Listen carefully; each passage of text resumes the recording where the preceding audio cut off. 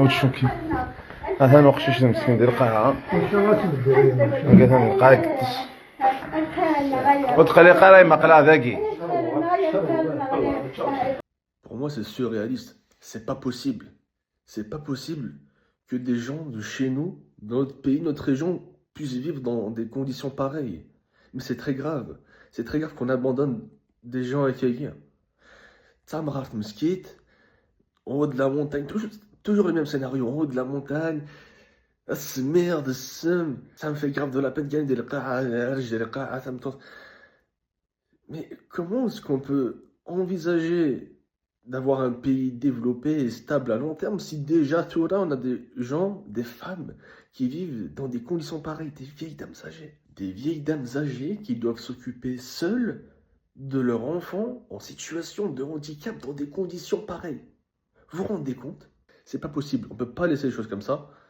Les numéros des personnes qui peuvent les aider sont affichés ici et avec Fianso, Sofiane Zalmani, on a décidé de les aider, d'entrer en contact avec eux, retrouver cette dame, retrouver la famille, les sortir de cette condition qui est juste invivable en fait. Les aider à se soigner, à avoir un accompagnement. Parce que quand on aime notre pays, on ne peut pas le laisser comme ça.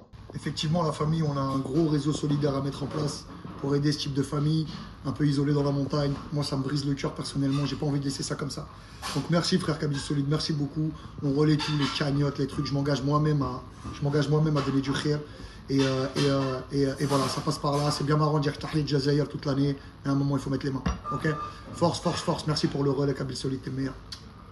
Un grand merci à toi, Fianso, et un grand merci à ces braves hommes qui sont engagés pour aider ces femmes-là. Et un grand merci à vous, à tous ceux qui peuvent aider, tous ceux qui peuvent rentrer en contact avec eux. Chaque centime compte, chaque aide compte, même si elle n'est pas monétaire. Vous pouvez aider de différentes façons, surtout si vous êtes à côté.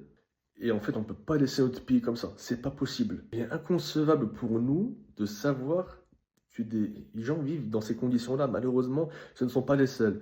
Et autant que possible, on aidera. Parce que si on veut développer la Kabylie, moderniser l'Algérie, faire en sorte que le pays aille de l'avant, eh ben ça commence par là.